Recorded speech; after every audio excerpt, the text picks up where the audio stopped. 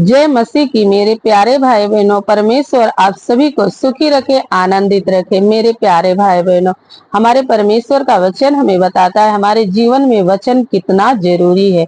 मेरे प्यारे भाई बहनों, आइए हम जानते हैं कि परमेश्वर का वचन हमारे जीवन में किस प्रकार से काम करता है और किस प्रकार से प्रभु यीशु मसीह ने वचन के द्वारा शैतान को भगाया और शैतान पे जीत हासिल की। मेरे प्यारे भाई बहनों, आइए आज हम वचन से जानते हैं। मत्ती 4 अध्याय।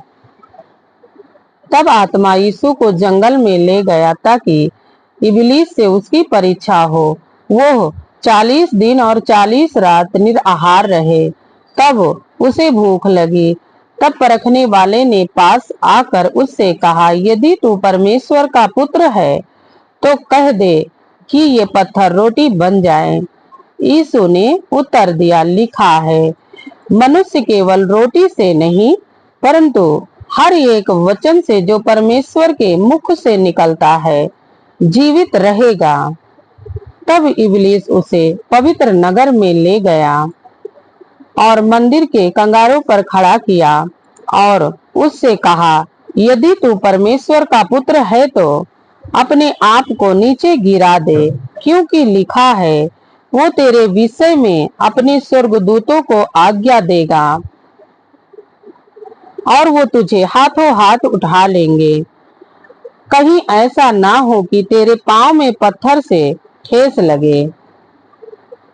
यीशु ने उससे कहा, ये भी लिखा है, तू प्रभु अपने परमेश्वर की परीक्षा ना कर। फिर इब्लीस उसे एक बहुत ऊंचे पहाड़ पर ले गया और सारे जगत का राज्य और उसका विभव दिखाकर उससे कहा, यदि तू गिरकर मुझे प्रणाम करे तो मैं ये सब कुछ तुझे दे दूंगा। तब यीशु ने उससे कहा, हे शैतान, दूर हो जा, क्योंकि लिखा है, तू प्रभु अपने परमेश्वर को प्रणाम कर और केवल उसी की उपासना कर। तब शैतान उसके पास से चला गया और देखो, स्वर्गदूत आकर उसकी सेवा करने लगे। आमीन, हालेलुया। हाँ मेरे प्यारे भाई बहनों, हमारे परमेश्वर का वचन हमें बताता है कि किस प्रकार वचन के द्वारा प्रभु यीशु मसीह ने शैतान को हरा दिया। मेरे प्यारे भाई बहनों, जिसके जीवन में परमेश्वर का वचन है, शैतान उसके जीवन में टिक नहीं सकता।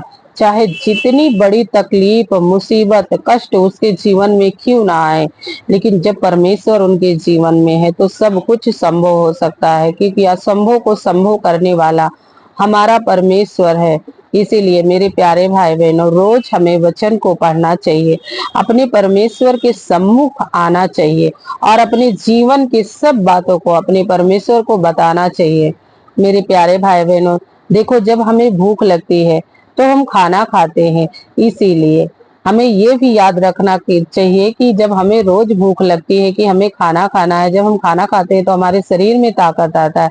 इसीलिए जब हम वचन को पढ़ेंगे और परमेश्वर के सम्मुख जाके प्रार्थना करेंगे तो परमेश्वर हमारे जीवन में जो दुख है, कष्ट है, परेशानी है, उसे दूर करते हैं।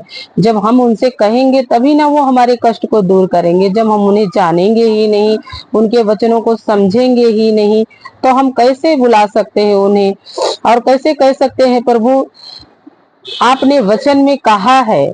तो ऐसा ही हमारे जीवन में हो। जब हम वचन पढ़ेंगे और वचन को प्रभु को सामर्थ दिलाएंगे, कहेंगे, प्रभु हमने वचन में देखा है, वचन में आपने वादा किया है, तो प्रभु वो वादा हमारे जीवन में पूरा करते हैं।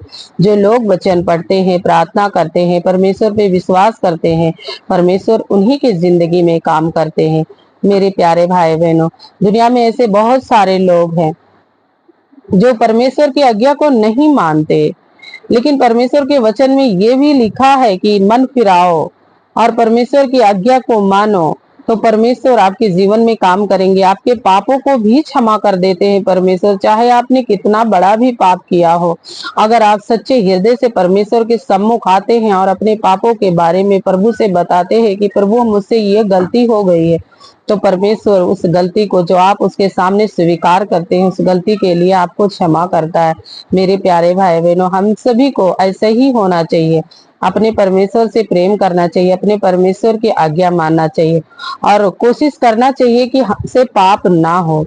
मेरे प्यारे भाई बहनों, परमेश्वर आप सभी को इस वचन से बहुत बहुत आशीष दे। जय मसीह की।